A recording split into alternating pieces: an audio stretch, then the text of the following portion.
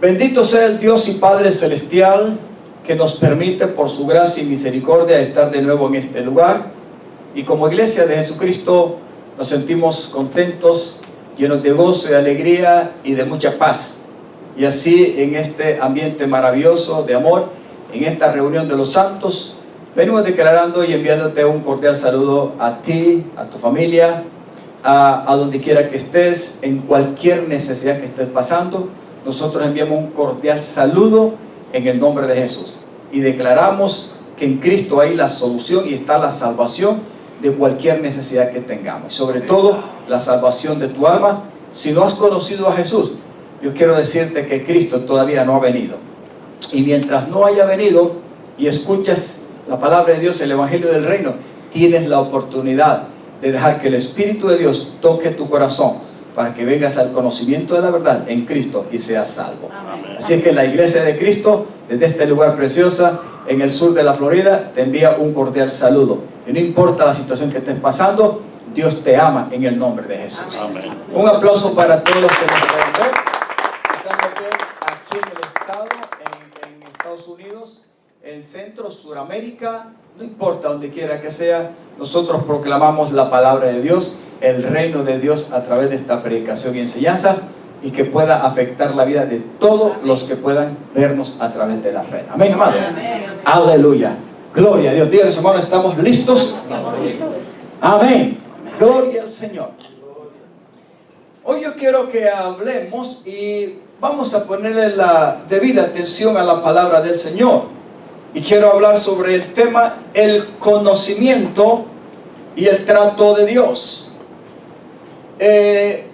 Entendemos que cuando Dios nos llama, sobre todo cuando Dios llama y nuestro corazón se abre a Él y le responde, Dios está con la intención de llamarnos, y al hacerle caso y obedecerle, la verdadera intención de Él es que tengamos comunión con Él.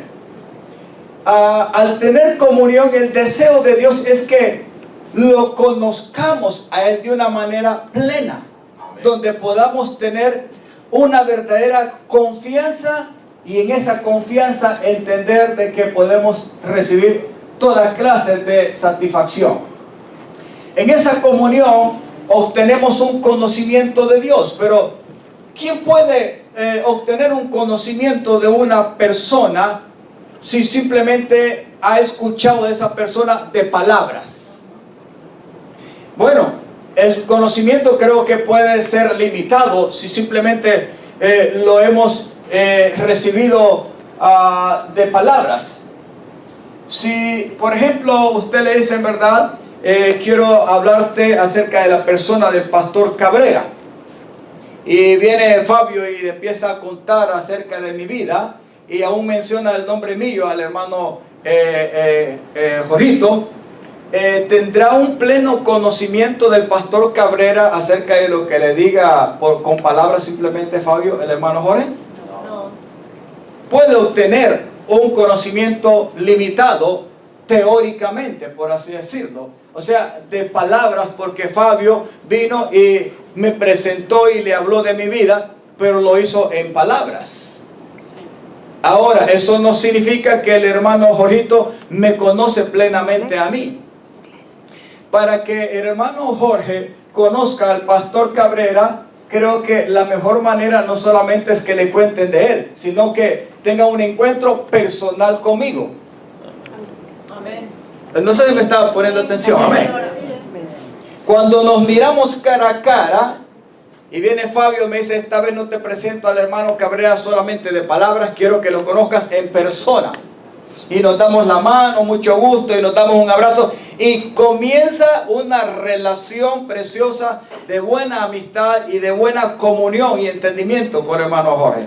¿Me podrá conocer más el hermano Jorgito? Amén. Creo que ahora me conoce más. Y tiene la oportunidad de conocerme mucho mejor si nos damos la oportunidad de comenzar esa buena y gran amistad. Amén. Porque ya es de persona a persona.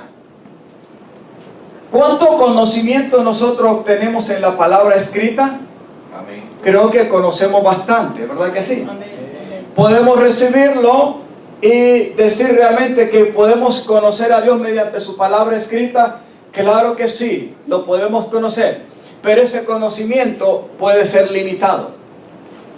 Necesitamos ir más allá y darle la oportunidad a Dios a que Él trate de una manera más personal con nosotros. Por eso, aparte de la palabra escrita, la palabra de Dios menciona la obra poderosa del Espíritu Santo. Y el Espíritu Santo, amados hermanos, confirma la palabra escrita. Amén. Pero es un trato más directo, amados hermanos, de corazón a corazón. Así es. No podemos conocer a Dios ni acomodarnos al conocimiento de Dios simplemente por la palabra, hablándolo teóricamente e incluso teológicamente. Hay muchos que conocen a Dios teológicamente, hay muchos que lo conocen doctrinalmente, pero no lo conocen en la experiencia personal. Levánteme la mano si está entendiendo lo que estoy hablando. No estoy diciendo, y espero que me entienda bien, la palabra, sin lugar a duda, está escrita y está establecida, y es la revelación de Dios a nuestras vidas y la aprobación del Espíritu Santo. Amén. Pero es necesario que cada uno de nosotros, que hemos sido llamados y que hemos sido adoptados y puestos en su cuerpo como iglesia, aparte del conocimiento de la palabra recibida, o cuando usted la lee, o cuando la medita o la escudriña, es necesario particularmente tener una comunión y una relación continua, persona a persona, con nuestro Dios. Amén. Si no, no podemos decir que conocemos a Dios. Puse el ejemplo al principio.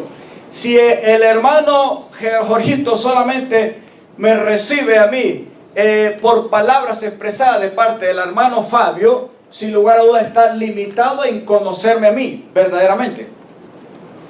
Pero una vez que nos conocemos personalmente, tampoco es suficiente. Es de conocernos personalmente y quedarnos en esa relación continua todos los días, de persona a persona. Amén.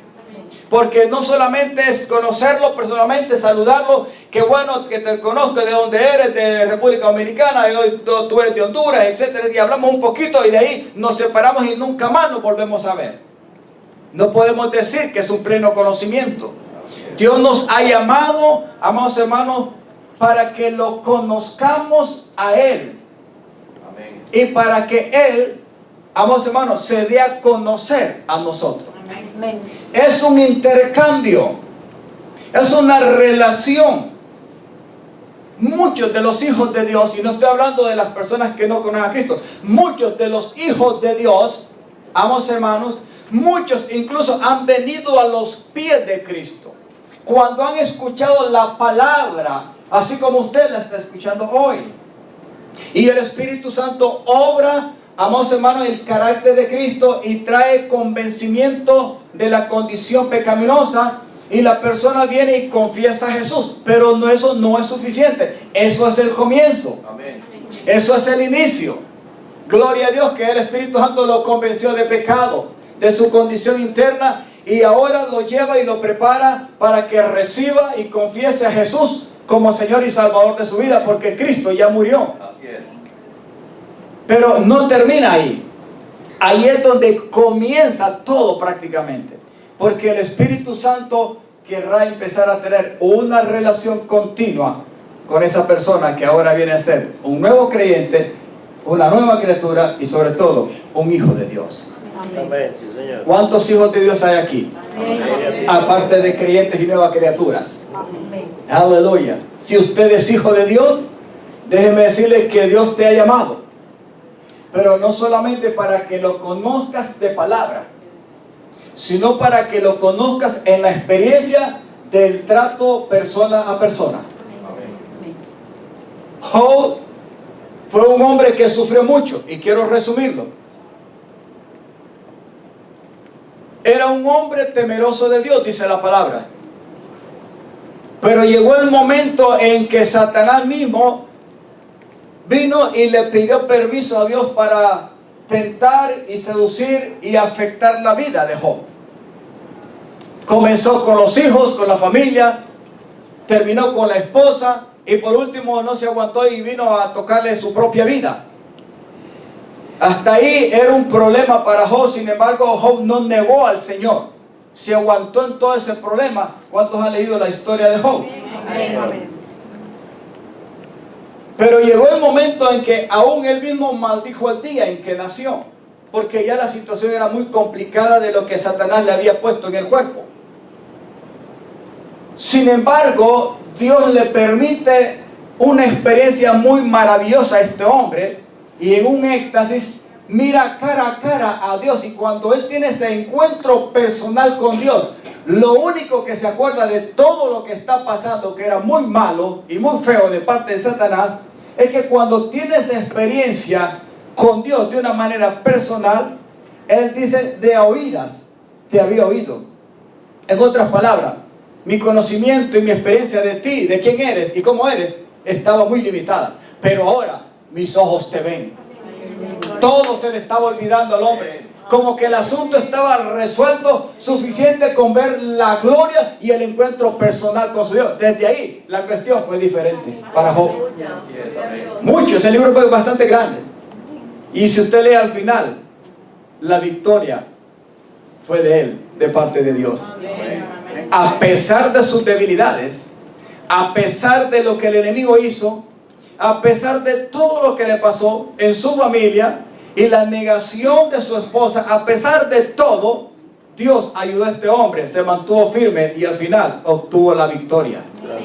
No se volvió atrás, permitió que Dios tratara con él. Dígale a su hermano: es necesario conocer a Dios por medio de su palabra. Diga: es bueno que vayas a un instituto bíblico, es bueno que recibas estas enseñanzas, es bueno que venga al discipulado, etcétera. Eso es bueno, pero dígale a su hermano: eso no es todo. Necesitamos todos los días dejarnos tratar por Dios y nosotros tratar con Él. Para eso está la palabra, para eso está una vida de consagración, para eso está la oración, etcétera, etcétera. Pero hoy queremos hablar acerca de eso. Veamos el primer ejemplo y vamos a comenzar en Marcos capítulo 12, versículos 18 al 27. Tenemos aquí una experiencia que nos enseña algo, y quiero que veamos acerca de un grupo que en aquel tiempo habían varios, tanto los saduceos, los escribas, los fariseos, habían otros grupos que se unían, pero el propósito de unirse para ir a confrontar a Jesús no era para tener comunión con Jesús. ¿Quién era Cristo, el Mesías, en aquel tiempo, en su tiempo en que Él está en el cuerpo? ¿Quién era? Sino era Dios encarnado, frente a frente con aquellos que tenían el privilegio de verlo cara a cara. Y estos grupos lo tuvieron, pero el propósito de ellos no era de querer tener un discernimiento y una relación continua y un trato personal con el Señor, sino que el propósito de Satanás a través de ellos era otra cosa. Y hay algo muy importante aquí que debemos de aprender nosotros como hijos de Dios. Antes de eso, antes de que comencemos a leer, en el capítulo 12, quienes comenzaron a tentarlo fueron los fariseos. Escuche bien.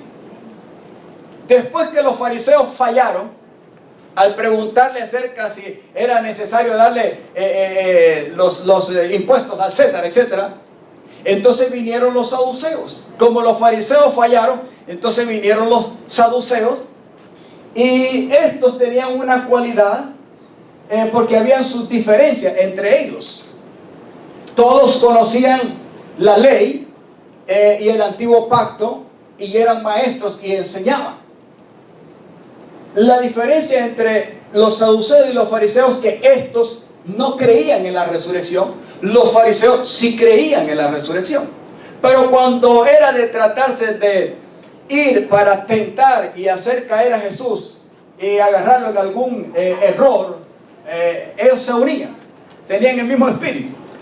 Pero que aquí hay algo muy importante y veamos la intención de este grupo. Entonces vinieron a él los saduceos, que dicen que no hay resurrección. Ellos no creían en eso, diferente a los fariseos.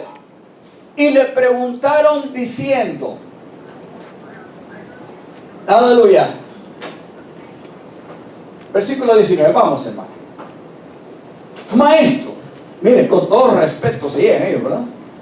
Maestro, Moisés nos escribió que si el hermano de alguno muriere y dejare esposa, pero no dejare hijos, que su hermano se case con ella y levante descendencia a su hermano. Sigamos leyendo hasta el final. Hubo 7 hermanos, porque esto era de acuerdo a la ley. El primero tomó la esposa después que murió tomó la esposa y murió sin dejar descendencia. Y el segundo se casó con ella y murió y tampoco dejó descendencia. Y el tercero de la misma manera, la tomó pero no hubo descendencia. Así pasaron los 7 y ninguno de ellos dejó descendencia. O sea, nadie pudo engendrar hijo con ella. Y después de todos murió también la mujer. En la resurrección, pues, cuando resuciten, ¿de cuál de ellos será ella mujer? Ya que los 7 la tuvieron por mujer. Eran astutos estos tipos. Mire, eran muy astutos según ellos. Hasta ahí toda la plataforma y el argumento que tenían, en cierto aspecto, ¿era verdad, sí o no? Sí, era verdad. Porque en la ley estaba escrito que si un hermano no dejaba descendencia y tenía más hermanos, su hermano que le seguía a él en edad podía tener a la mujer. El propósito es que tenía que haber un niño varón sobre todo, para que el nombre del primer esposo no quedara borrado como descendencia en la nación de Israel. Era una ley. Eran astutos, sí, porque ellos llevaban parte de la verdad, pero la intención del corazón de ellos era otra, porque ellos mismos no creían en la resurrección. Sin embargo, la pregunta es, vino, la tomó el primero, el segundo, el tercero, el cuarto y los 7, y después hasta ella murió. Y en la resurrección, ¿de quién será mujer ella? Pero como Jesús lo sabe todo, ¿verdad?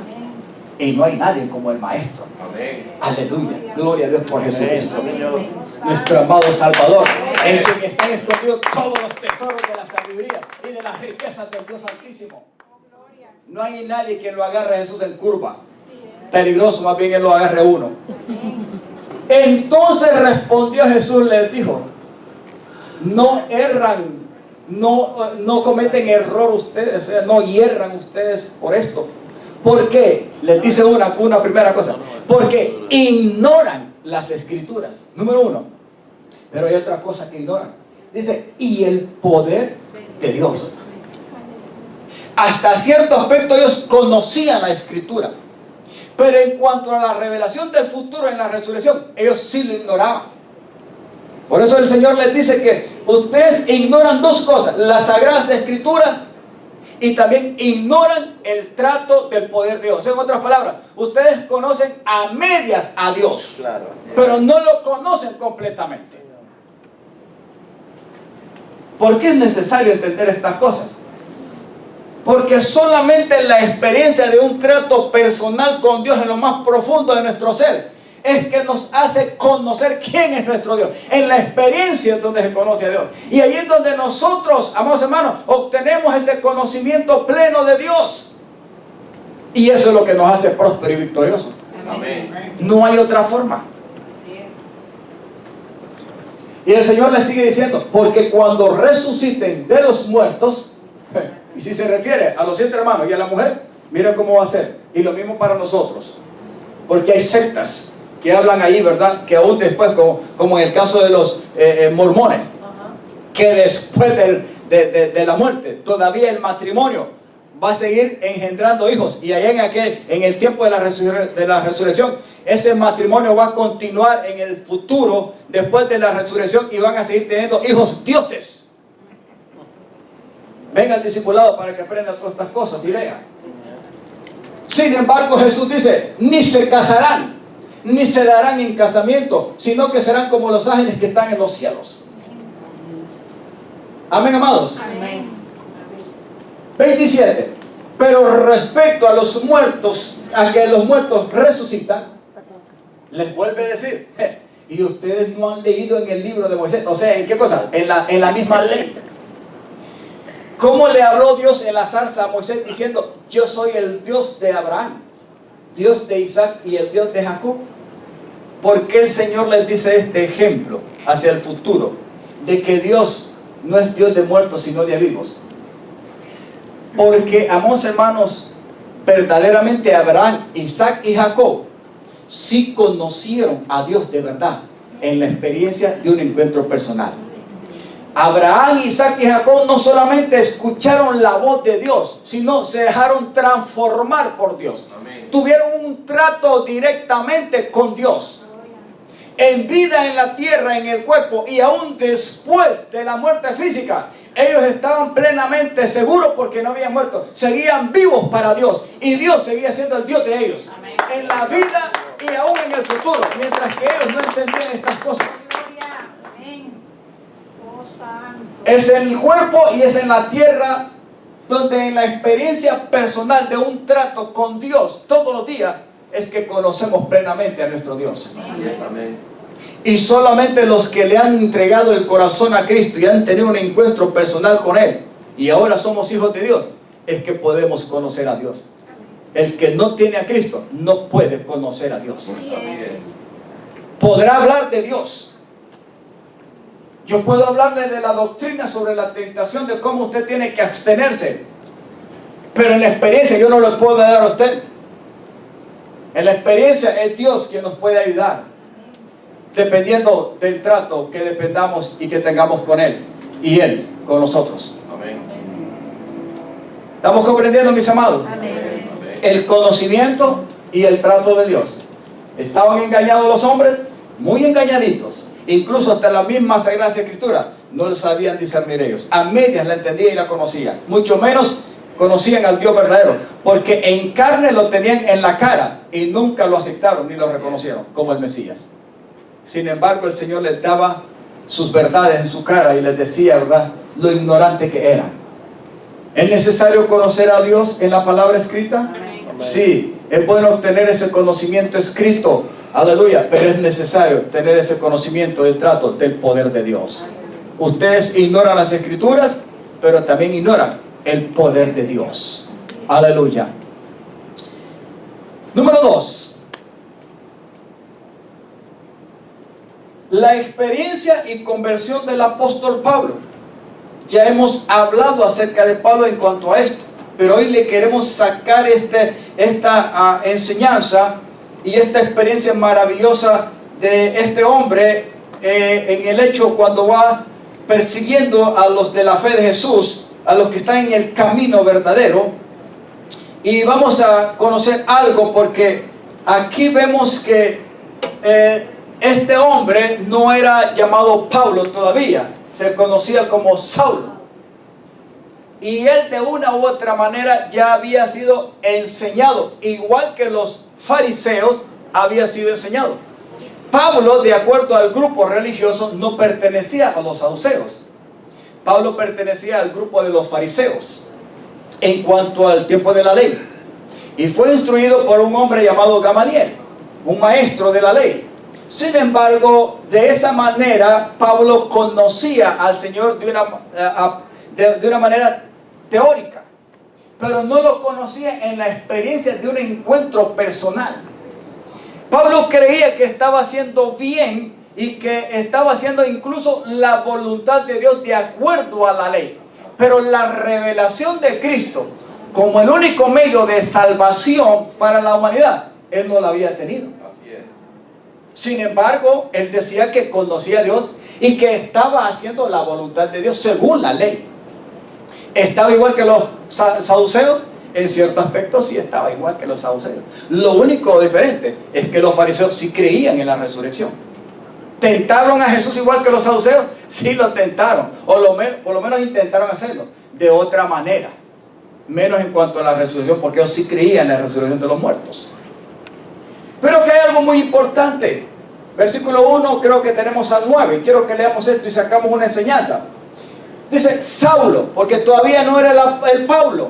Todavía no había tenido ese encuentro personal con el Señor. Saulo, respirando aún amenazas y muerte contra los discípulos del Señor. ¿Contra quién eran? Eso significa que Pablo no era discípulo del Señor todavía. Eso significa que Pablo no conocía a Cristo de una manera personal. No conocía a Dios en la experiencia del poder de Dios todavía. Amén. Aunque era un hombre instruido en la ley, en el antiguo pacto, pero no en la revelación del nuevo pacto de la salvación, no lo conocía. Dice, respirando aún amenazas y muerte contra los discípulos del Señor, o sea, contra la iglesia de Cristo. ¿Vino a quién? Al sumo sacerdote. Y estos eran los representantes de Dios en la cultura israelita. Dice, y le pidió cartas para las sinagogas de Damasco, a fin de que si hallase a algunos hombres o mujeres de este camino, o sea, de la fe de Jesús, los trajese, ¿qué cosa? ¿Para darles un buen banquete en un restaurante y un buen hotel en Jerusalén? No, para traerlos presos a Jerusalén. Mas yendo por el camino, aconteció que al llegar cerca de Damasco, repentinamente le rodeó un resplandor de luz del cielo. Y cayendo en tierra, oyó una voz que le decía, Saulo, note que todavía no era Pablo. Saulo, Saulo, ¿por qué me persigues? Y él dijo, ¿quién eres, Señor? Muy buena pregunta, porque hace dos. Y le dijo, yo soy Jesús, a quien tú persigues. Dura cosa te de dar coces contra el aguijón. Él, note, y aquí ya es la primera experiencia que este hombre tiene de lo que es el conocimiento y la prueba del poder de Dios. Hasta ahí Pablo no sabía lo que era el poder legítimo de Dios en Cristo. No lo conocía, no lo había experimentado. Mire, esta experiencia es muy buena porque esta es característica de los que conocemos y tenemos un trato de Dios. Pastor, ¿está hablando de miedo? No, estamos hablando de un temor y de un temblor reverente. Amén. Porque ya hay alguien a quien hemos experimentado en nuestra vida, por dentro y por fuera, y sabemos que es todopoderoso. Amén. Él, temblando y temeroso, dijo, Señor, ¿qué quieres que yo haga? En primer lugar, la primera pregunta le dice, ¿verdad? ¿Quién eres? Porque se da a entender que no lo conocía. Significa que desconocía en experiencia propia el poder o el trato de Dios personal con él. ¿Qué quieres que yo haga? El Señor le dijo, levántate y entra en la ciudad y se te dirá lo que debes hacer. Y los hombres que iban con Saulo se pararon atónitos, asustados, oyendo a la verdad la voz, mas sin ver a nadie. Entonces Saulo se levantó de tierra y abriendo o intentando abrir los ojos, no veía a nadie. Así que llevándole por la mano, le metieron, o sea, los hombres que iban con él, le metieron en Damasco. Llegaron siempre a la ciudad, donde estuvo 3 días sin ver y no comió ni bebió. ¿Usted sabe la historia restante de Pablo? Amén. ¿Verdad que sí? Lo que hizo Dios con Ananías. Amén. 3 días. ¿Qué sacamos de aquí? Amados hermanos, Dios está interesado en que lo conozcamos de verdad. Amén. Pero si no tenemos un encuentro personal con Cristo, el trato del poder de Dios no se va a manifestar a nuestras vidas nunca. Cristo tiene que ser revelado. En aquel tiempo el Espíritu de Dios usó ese momento en que este hombre, de una u otra manera, no malintencionado, porque él lo hacía en ignorancia, el haberle pedido cartas a los sumos sacerdotes para ir a buscar a los de la fe de Jesús, él lo hacía en ignorancia. Una vez tiene en el camino este encuentro personal con el poder de Dios, con el Cristo resucitado, las cosas cambian. Amén. ¿Cree usted que realmente una persona que tiene un encuentro de verdad genuino con Cristo, las cosas cambian? Sí, le aseguro que sí van a cambiar, y van a cambiar para bien. Jamás desde ese mismo instante en su corazón, en su mente, en su conciencia sobre todo, va a ser igual. Dios ya lo ha recibido como nuestra nueva criatura. Si ya le ha confesado como Señor, déjeme decirle, jamás Cristo nos va a dejar. Amén. Nos va a poner entre la pared, nos va a perseguir. Sí, va a hacer todo lo imposible. Dios lo va a hacer.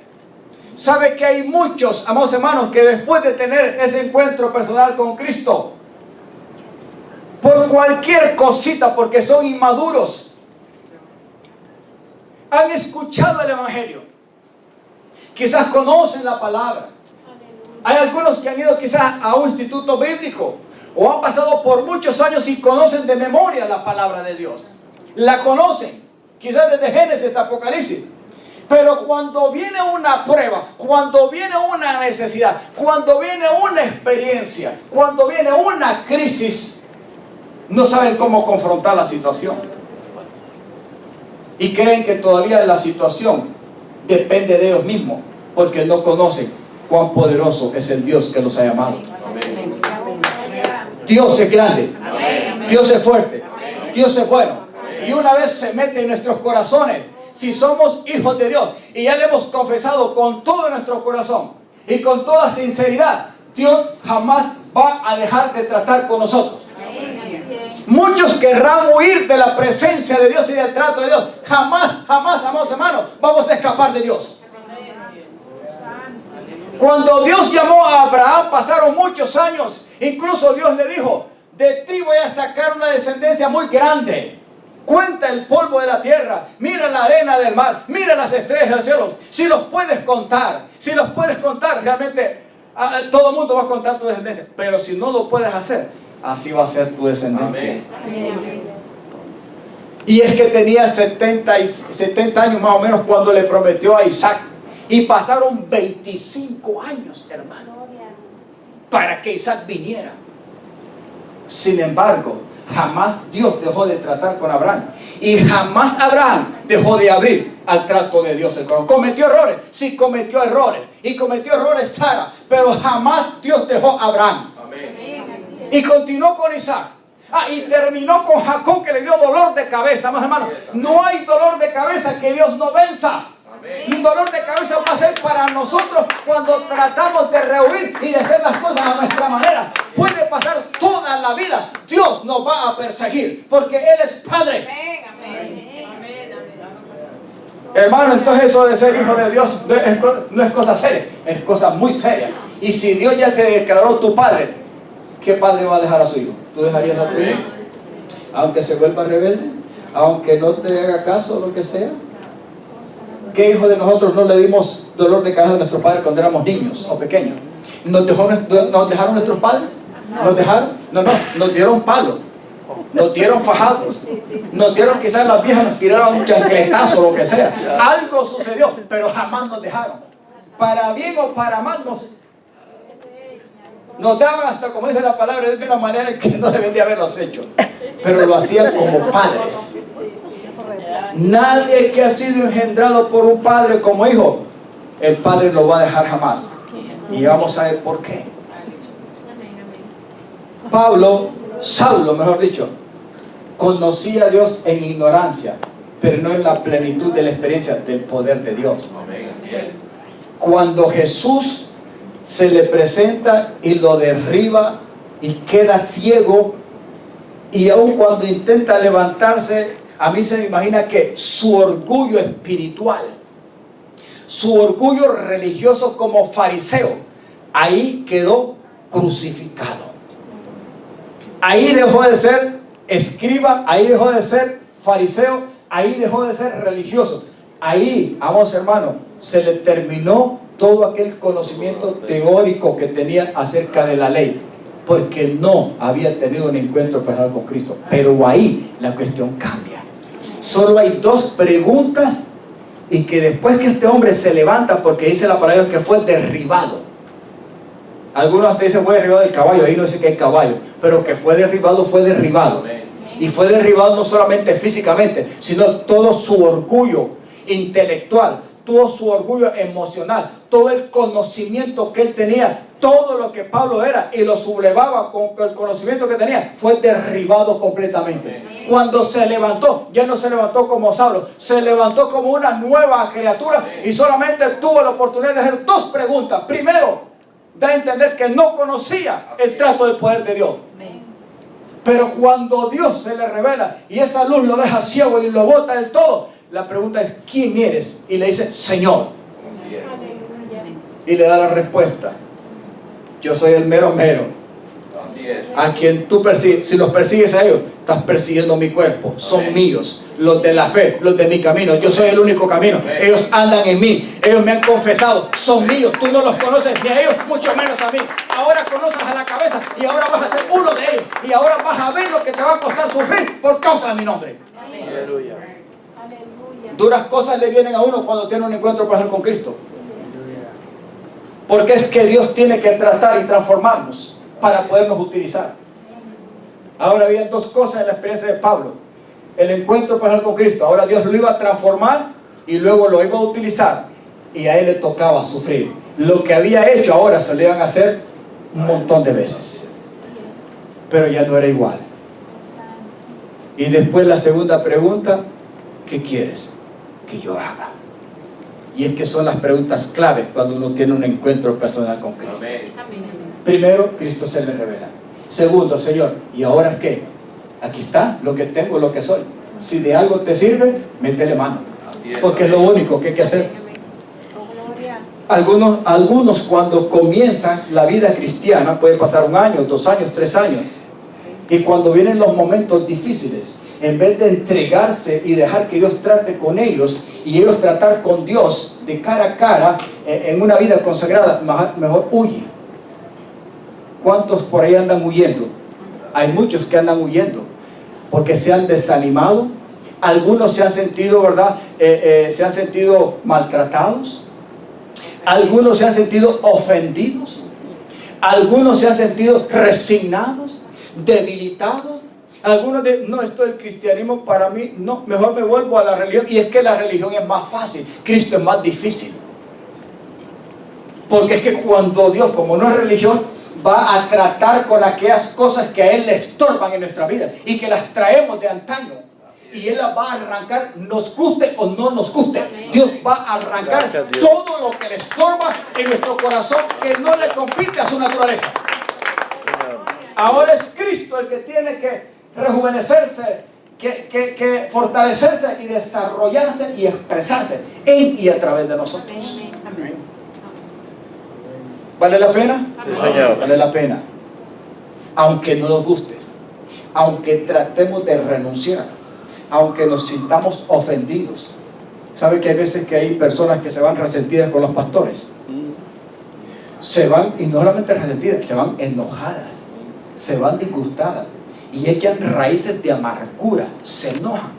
Y si no con el pastor, con el anciano o con cualquier hermano por allá que quizás entró, ¿verdad? Y pasó por al frente de él y no la saludó, y no fue malintencional, sino que se le pasó, no me saludó fulano de tal, y ya se sintieron mal.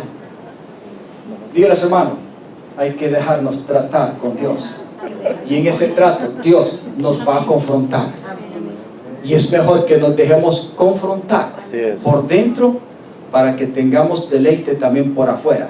Desde afuera el enemigo va a atacar para destruirnos, no solamente físicamente, sino para desanimarnos, para desalentarnos, para afligirnos. Al final el propósito de Satanás y el mundo y el pecado es destruirlo.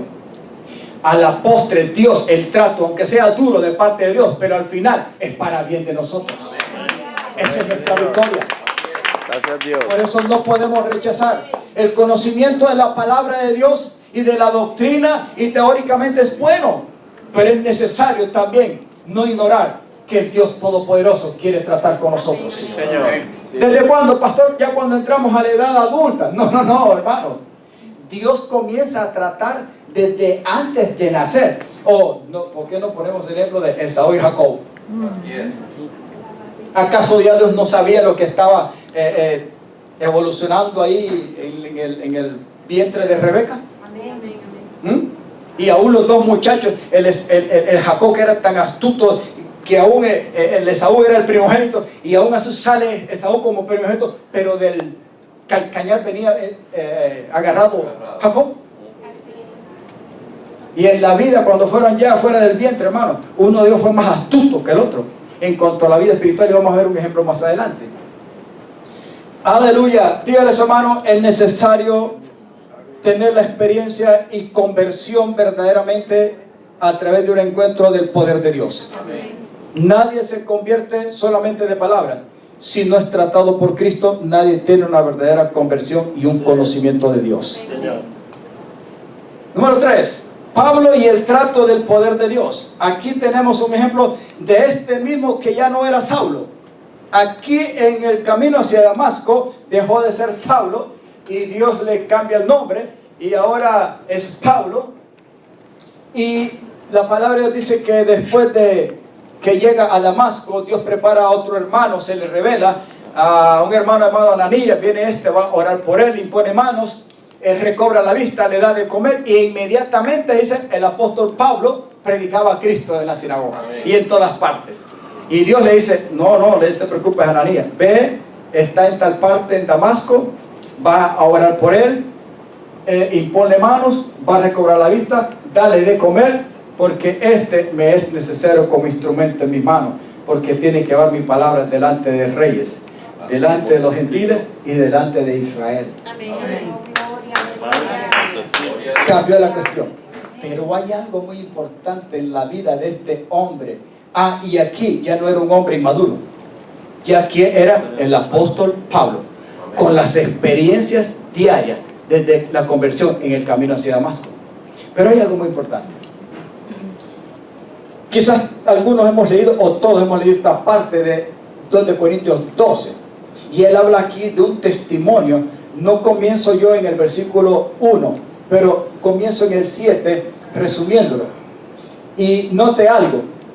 Este hombre, en los primeros versículos, él dice, ¿verdad?, que conoce a un hombre que tuvo una experiencia que fue llevado al mismo tercer cielo.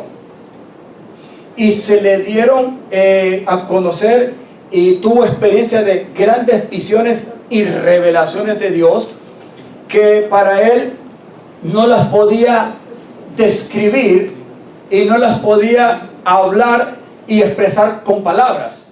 Lo que él había experimentado, lo que él había visto, lo que él había oído, lo que había tenido de parte de Dios era demasiado grande. La palabra inefable significa eso, algo que no se puede describir, algo que no se puede expresar con palabras. Es difícil por la grandeza de esa revelación. Pero había algo que este conocimiento tan grande de la revelación y de las visiones de Dios vinieron a afectar en el espíritu del apóstol. Aquí ya no era Saulo, aquí era el hombre tratado por Dios. Amén. Ya era un hombre maduro, usado como instrumento. Pero esto que había tenido y que Dios le había levantado en espíritu y lo había elevado hasta la misma presencia y la gloria de Dios, le había afectado algo en su ser, y en su espíritu él se había envanecido. Y esto es muy peligroso para un hijo de Dios. ¿Qué fue lo que le pasó a Moisés? ¿Por qué Moisés no entró a la tierra prometida? Le voy a decir una cosa.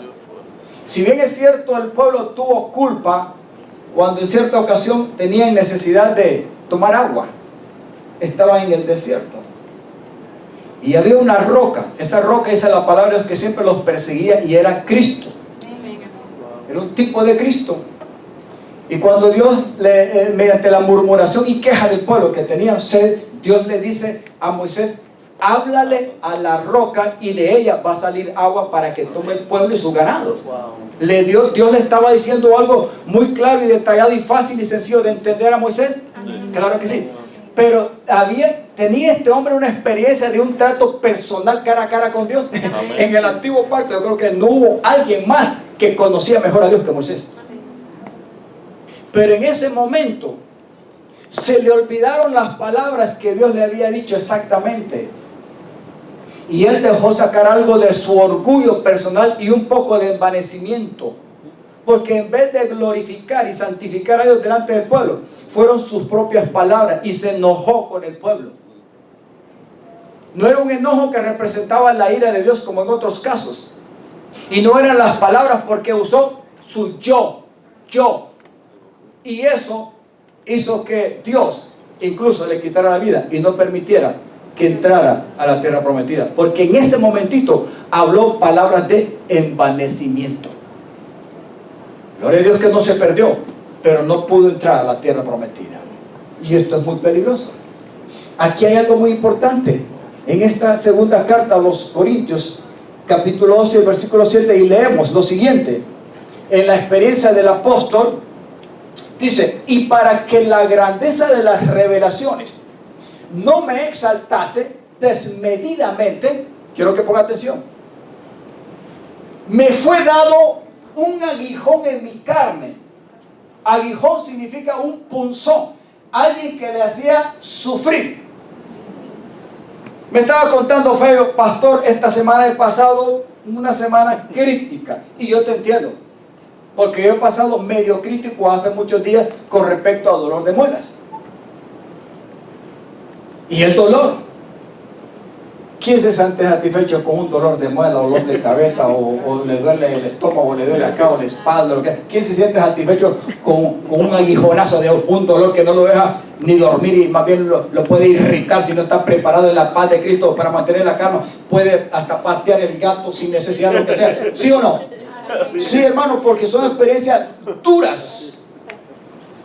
Y aquí no estamos hablando de un cualquiera, pero estamos hablando de un hombre que conocía no solamente en teoría a Dios, sino en la experiencia del poder y de las revelaciones grandísimas de Dios, cual a ningún hombre en el nuevo pacto se le dio como él. Y esto dice: para que no me exaltase despedidamente, me fue dado un aguijón, o sea, algo que le causara dolor. La palabra no dice específicamente qué clase de enfermedad o de aguijón era, pero que lo tenía, hasta que murió. Amén. Ahora, hay algo muy importante. Un mensajero de Satanás que me abofeté. Pero ¿cómo un hijo de Dios, hermano? ¿Cómo un hijo de Dios? ¿Cómo el diablo puede participar en afectar la vida de un hijo de Dios? Déjeme decirle, en el antiguo pacto afectó la vida de Job, lo que comenzamos al principio. Pero aquí vemos un ejemplo que Dios, porque en el antiguo pacto Dios es el que permite que Satanás afecte la vida de Job. Pero aquí también es el mismo Dios que estaba con Job, y es el mismo Dios del apóstol Pablo que permite que un mensajero de Satanás venga y le mantenga calmadito al gran apóstol. ¿Qué es lo que puede permitir que un espíritu maligno, un demonio o algo por ahí venga como con una enfermedad o con algo para que lo mantenga a uno tranquilito? Sino en que hay un peligro de un espíritu de envanecimiento por la experiencia del conocimiento y del trato de Dios. Porque aquí no estamos hablando de un cualquiera. Así es. ¿Pero es necesario conocer a Dios? Sí, en el trato de Dios. Y entre más conozcamos a Dios, más manso y humilde debemos de ser. Eso también el Señor lo va a manejar si Él es Señor de nuestras vidas. Me encanta porque Él dice que cuando iba a Damasco, la experiencia de conocer a Dios es que estaba tembloroso, estaba temblando, lleno de miedo. Y lo único que preguntó: ¿quién eres, Señor? Y la segunda es: ¿y ahora qué debo hacer para ti? ¿Comprendemos, mis amados? Amén. Ahora, ¿cuál fue la resolución de aquí en este hombre? ¿Pudo rebelarse el apóstol Pablo y volverse atrás? ¿Pudo rebelarse contra Dios y endurecerse y murmurar y volverse atrás y dejar de ser el apóstol y tirar la toalla, como muchos lo hacen? ¿Pudo haberlo hecho? Sí, pudo haberlo hecho. Pero hay algo muy importante en la vida de este hombre. Él reconoce que hay algo que lo está maltratando en su carne, en su cuerpo. Pero dice un mensajero de Satanás que me abofeté para que no me enaltezca sobremanera. Hay veces que usted no sabe lo que Dios le está permitiendo, porque usted ni yo mismo nos conocemos por dentro. Pero Dios sí sabe lo que permite en nuestras vidas. Porque Él está tratando con nosotros. Hay veces que en ese trato no queremos entender ni conocer lo que Dios está haciendo en nosotros. O lo que Él está permitiendo o va a permitir. Pero Él sí sabe por qué lo hace. Denle aplauso al Señor. Acompaña a Martita. ¿Es duro? Es duro. Porque va a haber siempre por dentro algo que se levante y que se rebele contra Dios en primer lugar. Y se llama pecado. El pecado nunca va a favor de Dios. Siempre va a ir en contra de Dios y de lo que es de Dios y del trato de Dios. Va a haber algo por dentro de nosotros que va a tratar de oponerse y de levantarse como una fortaleza. Y que nos puede llevar, amados hermanos, sobre todo si hay conocimiento, si en el intelecto hay conocimiento, y mucha gente vive envanecida creyéndose que se la sabe todas. Lo mismo en el conocimiento espiritual, hay que tener mucho cuidado. Hay muchos que se creen, amados hermanos, que son independientes y dejan de ser mansos y humildes. Ya no hay tiempo para hablar con ellos, porque se creen mucho más que saber qué. Los siervos de Dios necesitamos el trato de Dios. Y mediante ese trato, entender de que Dios va a permitir algo que nos mantenga a la raya. Amén. Para incluso mantener la salvación. Porque si no, la salvación misma se puede perder. Y no es que Cristo quiere salirse de nosotros y dejar de ser Señor y Salvador de nuestra vida. Es que es un peligro, porque todavía mientras estamos en la carne y en el cuerpo, puede levantarse un espíritu de envanecimiento. La palabra dice que el conocimiento envanece, pero el amor edifica. ¿Cuál fue la experiencia de este hombre? Respecto a lo cual 3 veces he rogado al Señor que lo quite de mí. Pero mira algo. Pero ha sucedido algo. Y me ha dicho. ¿Quién es el que le está respondiendo? Bástate mi gracia, porque mi poder se perfecciona en la debilidad. Y aquí hay una resolución y resignación y aceptación del hombre de Dios, tratado por Dios, que conoce a Dios y Dios lo conoce a él. Por tanto, ¿cuánto puede levantar la mano y decir, verdad? Señor, yo no entiendo esto que me está pasando, pero de buena gana me voy a... ¿Cuánto lo pueden hacer? Amén. Levanten la mano por fe, hermano, que sea, ¿verdad? Porque yo sé que no es fácil decir esto. Bueno, Señor, imagínese yo sin dedo ahora. No, yo he tenido que decir, Señor, de buena gana, con dedo o sin dedo, me voy a gozar en ti. Ya porque solo tengo 4, no la voy a levantar, más la voy a levantar para glorificar a mi Dios, aunque sea con 4. Ya se me fue 1, estoy esperando la resurrección, falta lo demás. Gloria a Dios. Pero Dios no cambia, sigue tratando conmigo. No es fácil, pero es lo mejor que nos puede pasar. Que Cristo obra en nosotros, y entre más obra en nuestra vida, más lo conocemos y más nos gusta, más nos enamoramos, más en nuestro amado Dios y Señor. Un día estaremos en la perfección. El aguijón no era para siempre en el apóstol Pablo, era mientras estaba en el cuerpo, porque Dios no quería que se perdiese el apóstol, porque lo que le había dado era exageradamente grande. No podía ni siquiera expresarlo en palabras, lo que él había visto y conocido de parte de Dios. La palabra inefable significa eso. No lo podía describir con palabras simples, humanamente hablando. Por tanto, de buena gana me gloriaré, más bien en qué. Diga conmigo. Por tanto, de buena gana me gloriaré más bien en mis debilidades, para que repose sobre mí el poder de Cristo. Denle un aplauso al Señor. Y por lo menos díganle en fe. Por tanto, de buena gana, cuando vengan los momentos difíciles de enfermedad, de prueba y de tentación, entonces aprenderé a confiar en el poder de Dios que me sostiene. Amén. No confíe ni en usted mismo, porque fallamos. Hay que reconocer que somos débiles. Estamos, amados hermanos, tentados. Somos débiles. Pasamos crisis. cualquier dolorcito, cualquier moquito, cualquier cosita nos derriba. Somos muy vulnerables, hay que aceptarlo, pero en el poder de Dios podemos descansar. Y entonces puedes decir: el débil, fuerte soy. Amén. Porque ando de buena gana, me voy a enfocar entonces en mis debilidades, para que repose en mí el poder de Cristo y sea Cristo glorificado. Amén. ¿Es fácil esto? Es que, hermano, esto no es fácil. Pero cuando Dios quiere glorificarse, no lo va a hacer en tus fuerzas, no lo va a hacer en mi fuerza, lo va a hacer en momentos de debilidad, lo va a hacer en momentos de prueba, lo va a hacer en momentos de enfermedad, lo va a hacer en momentos de un diagnóstico médico muy duro, lo va a hacer cuando tu hijo te esté dando mucho dolor de cabeza. Dios se va a glorificar y va a mostrar su poder cuando en tu matrimonio tienes crisis, pero tu rodilla, tu mente y tu corazón se dobla delante de él. Señor, ¿y esto qué hago con este asunto? Hazte responsable tú, Señor, porque yo me di, ya no puedo más, pero yo confío en tu poder. Necesito tu ayuda. Entonces, como dice en el antiguo pacto, entonces clamarás, te arrodillarás, orarás a mí y yo te voy a responder.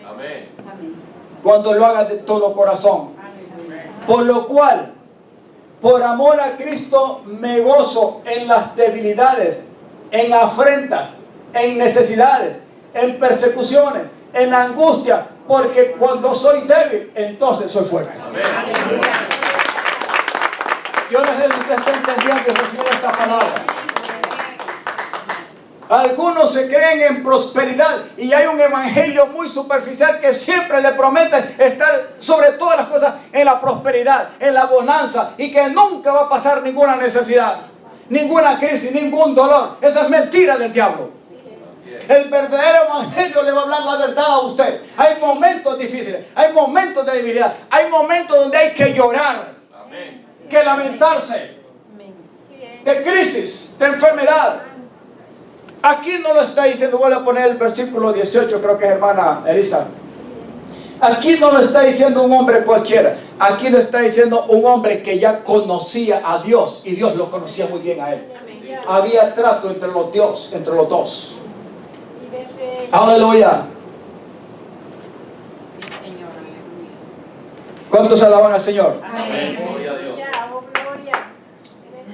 Bendecimos al Dios eterno. Versículo 10. A ver si me lo pone de nuevo, hermana, ahí por favor. Esto es muy importante y quiero que lo leamos todos, porque ¿dónde había quedado resuelto el problema del apóstol Pablo? ¿Dónde había quedado resuelto? Él tenía el problema del aguijón en el cuerpo físico. ¿Había buscado una solución él? Sí. ¿A través de qué? Diga conmigo, de la oración. ¿El Señor respondió la oración del apóstol? Sí la respondió. Sí la respondió. Él clamó 3 veces para que le quitara el aguijón. Y lo hizo en oración. Dios dejó de escucharlo. No, Dios sí lo escuchó y le dio muy claro una respuesta. Un poco enojado el Señor, pero le dijo: bástate mi gracia, porque mi poder se perfecciona en las debilidades. Amén. Dios sabía que si le quitaba el aguijón, Satanás podía lograr mucha ventaja en el espíritu del apóstol, por la revelación y el conocimiento que tenía de parte de Dios. Lo podía envanecer sobremanera y se podía perder. Cuando él recibe la respuesta del Dios eterno a través del trato en la oración, bástate mi gracia, para Pablo el asunto quedó resuelto. Aunque no le gustara, aunque seguía el dolor, pero ya para él no podía seguir clamando ni pidiéndole a Dios. El aguijón seguía en la carne, pero era así porque Dios lo determinaba. Dios seguía glorificándose. Y es muy importante porque él entonces resume: por lo cual, por amor a Cristo, diga conmigo, aleluya, cuando esté en crisis, diga: Señor, yo mismo no lo quiero, pero por amor a ti y a tu palabra, lo voy a recibir y voy a aguantarlo. Amén. Tú me vas a dar la salida. Por lo cual, por amor a Cristo, me gozo. Número 1, en las debilidades. Número 2. ¿Cuántos tienen una reacción cuando son afrentados negativamente? Cuando tu jefe en el trabajo te grita, te dice una cosa por ahí. Cuando tienes un problemita con tu compañero de trabajo. O con tu cónyuge. Porque hay problemitas en el matrimonio, ¿verdad? O en la familia, con el hijo, o con la hija, o con la suegra, etcétera. Hay muchos que no aguantan las afrentas. Pablo fue afrontado muchas veces en necesidades. Hermano, hay gente que hay gente que busca y clama al Señor como que fuera 911 solo en el momento de la necesidad. Pero cuando la necesidad, ya Dios en la misericordia y en la grandeza de su riqueza le suplió la necesidad. ¿Dónde está Dios? ¿Qué? ¿Cómo? ¿Sí? ¿Cómo? No existe Dios. Malagradecido. ¿Es cierto o no es cierto, hermano? Estamos hablando de la verdad. Porque somos así, hay que reconocerlo. Pablo dice que más bien él se gozaba en las necesidades, en persecuciones. Aquí nadie ha sido perseguido por la causa de Cristo. En angustia, claro, quizás algunos pasado angustia y quizás algunos hemos estado a punto hasta de murmurar. Pero gracias a Dios que el Espíritu de Dios nos da la fuerza y estar tranquilitos. Eso es bueno. Muestra que estamos aprendiendo a ser tratados por el Señor. En angustia, porque cuando soy débil, entonces es que soy fuerte. No por mí. Por eso él decía, todo lo puedo en Cristo que me da la fuerza. Fuera de Cristo no somos nada. No aguantamos nada. Y el diablo, el pecado y el mundo puede hacer lo que se den en ganas con nosotros, porque somos vulnerables, somos sensibles, sujetos a debilidades, a pasiones, a tentaciones. Estamos, amados hermanos, más que cualquier cosa como candidatos, pero ¿qué cosa? A ser perdidos. Gloria a Dios por Cristo, que es nuestra fortaleza y nuestra sabiduría. Terminamos, y esto es para nosotros, los hijos de Dios. Hebreos, capítulo 12. Y leemos algunas partes, y esto es para nosotros como hijos de Dios. El mismo apóstol escribe y dice lo siguiente. Hebreos 12, 3 al 8, y leemos del 12 al 17 después. La disciplina de Dios. Aquí el escritor está hablando de la experiencia de lo que Cristo aguantó como hijo de Dios mientras estaba en el cuerpo. ¿Acaso habrá una experiencia más grande del trato del Padre con Cristo como el Hijo mientras estaba en el cuerpo? No podemos pasar desapercibido esta experiencia. Que Cristo mismo, estando en el cuerpo, amados hermanos, aún siendo Él Dios en su naturaleza como humano, recibió y aceptó el trato del Padre. Amén. Y aún ahí aprendió disciplinadamente la obediencia. Es más, hasta se gozó, porque mire lo que dice aquí. Considerar a aquel, ¿a quién hay que considerar? En otras palabras, observemos, veamos, tomemos como ejemplo, hagámoslo como nuestro. ¿A quién se refiere? A Jesús. Aquel que sufrió tal contradicción de pecadores contra sí mismo. ¿Quiénes se fueron a favor de Cristo? Sino los mismos pecadores, los mismos hebreos, los mismos judíos. Todo el mundo se fue en contra del Mesías. Y es que era necesario. Él iba a morir como Mesías en su carne. Para eso él venía.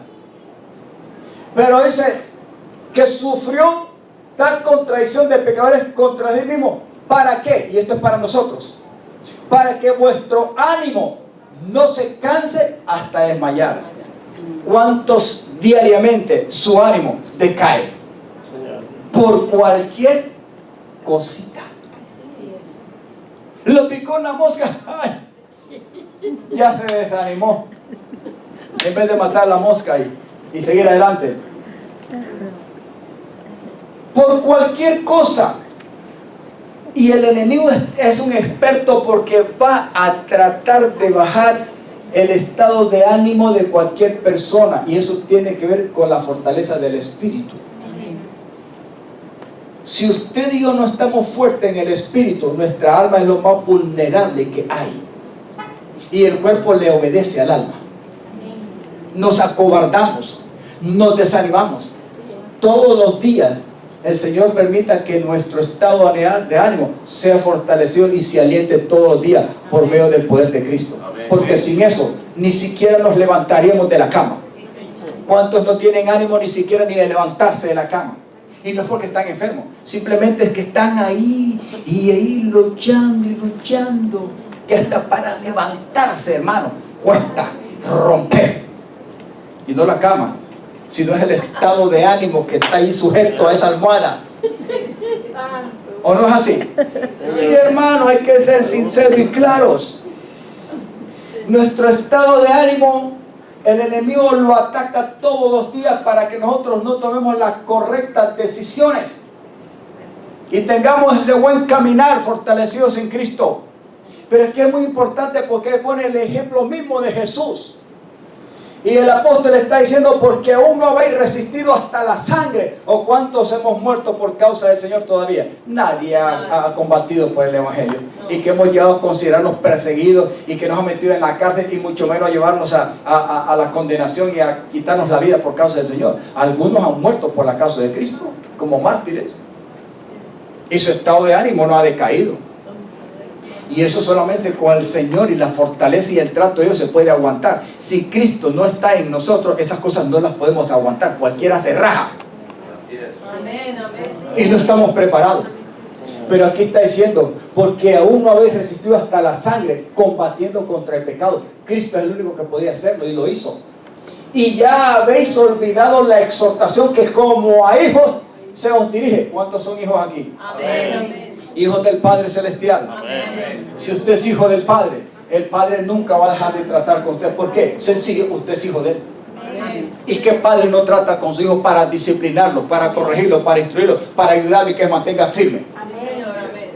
Dice, hijo mío, no menosprecies la disciplina del Señor, ni desmayes cuando eres reprendido por Él. Aquí está diciendo de que en el trato personal con Dios, Dios nos va a resistir muchas veces. Amén. Porque su disciplina y toda clase de disciplina es fuerte, pero es necesaria. Amén. Porque la disciplina corrige todo lo que está torcido, todo lo que son malas decisiones, todo lo que nosotros creemos que es bueno, pero para Dios no es malo, lo va a estorbar, porque es Padre.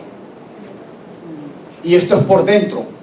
Algunas veces nos vamos a volver testaruditos, nos vamos a volver un poquito enojaditos, nos vamos a ofender contra Dios, vamos a murmurar contra Dios, le vamos a echar la culpa a Dios o le vamos a echar la culpa a cualquiera. Eso no es problema para Dios. Dios siempre va a seguir tratando con nosotros porque somos hijos. Amén.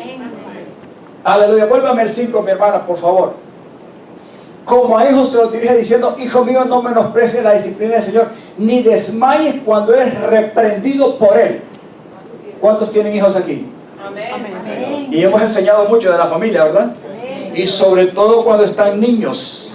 Hay veces que hay que reprenderlos, hermanos. Hay que resistirlos y hay que disciplinarlos. Porque si usted no los reprende, no los resiste y no los disciplina, entonces usted no ama a su hijo porque usted no quiere corregirlo. Déjelo que siga adelante.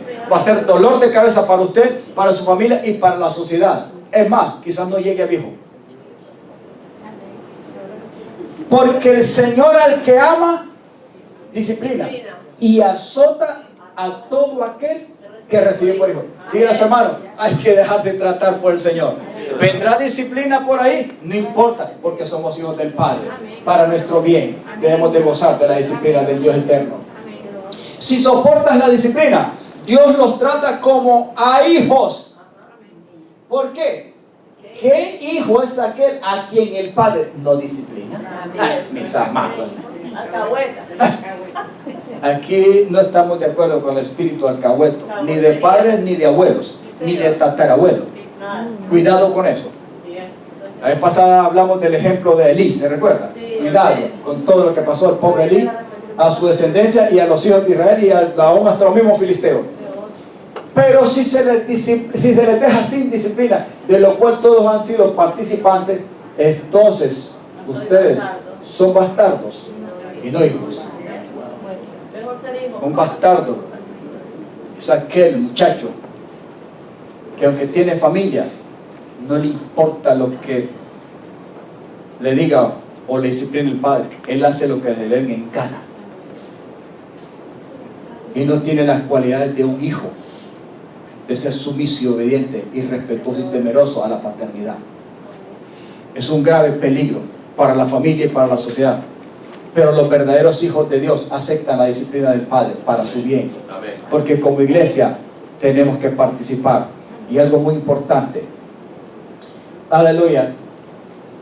Sigamos. Por lo cual, miren lo que dice aquí, del 12 al 17 creo que es. Por lo cual, levanten las manos caídas y las rodillas paralizadas. O sea, aquellos que están como para tirar el guante, la toalla en el camino espiritual. Yo le doy un consejo: déjese tratar por el Señor, aunque no entienda las cosas muchas veces.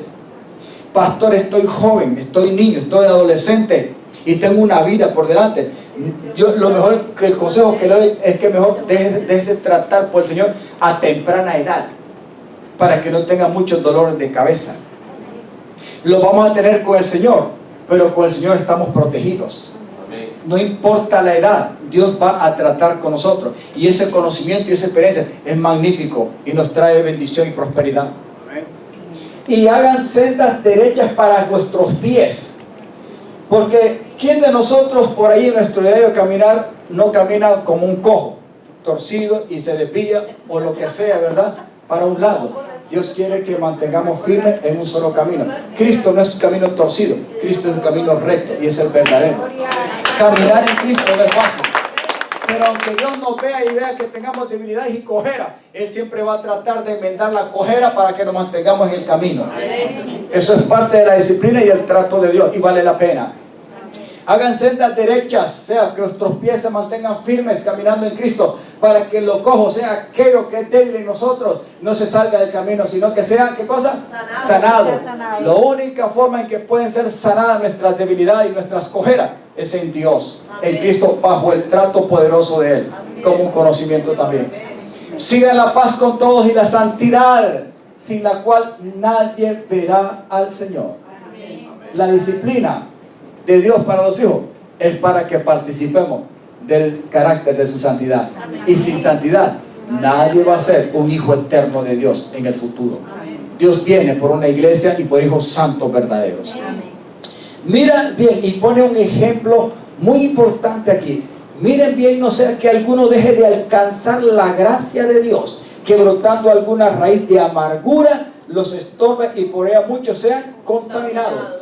¿Cómo comienza una persona a desanimarse? ¿Sabe cómo? Con un pequeño rencor, con un pequeño enojo, con una ira. Por ahí se vuelve rebeldito, empieza a patalear. Así comienza, se sintió enojado, se sintió iracundo, etc. Y después crece eso tanto que se vuelve una raíz. Y es muy peligroso.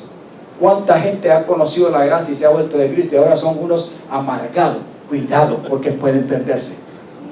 Y esto no solamente ellos, sino que contaminan a cualquier persona, porque solo pasan como un fosforito, se encienden con mucha rapidez, enojados, bravucones, amargados, han perdido la paz.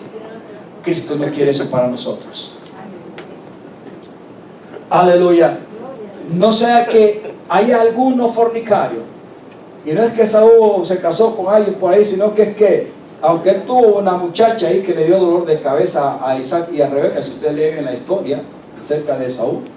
Sin embargo dice, ¿verdad? O profano. ¿Por qué le dice esto, fornicario profano, como Esaú? Que por una sola comida vendió su primogenitura, pero le trajo graves consecuencias, porque ya sabéis que aún después, deseando heredar la bendición, fue desechado y no hubo oportunidad para el arrepentimiento, aunque la procuró con lágrimas. ¿Por qué pone el ejemplo esto? Vamos, hermanos, nosotros podemos perder mucho si no nos dejamos tratar por Dios. Si nos dejamos tratar por Dios, puede ser muy duro y va a ir en contra de nuestra voluntad y de todo lo que pensamos y deseamos muchas veces, pero es lo mejor que Dios tiene para nosotros y hay que aceptarlo. Esaú, parece que él no entendió que cuando hizo el trato con su hermano, porque aquel sí sabía lo que era lo bueno de la bendición de Dios, aunque cometió sus errores, lo hizo a su manera. Pero Esaú, en un trato por una debilidad, de un deseo de comer, le vendió la primogenitura a su hermano, sin darse cuenta que después vino a desearlo y la cuestión se le fue de la mano. La procuró con lágrimas, pero ya había pasado. Su hermano se la había arrebatado. Dejémonos tratar por el Señor y tendremos victoria. Pongámonos en pie.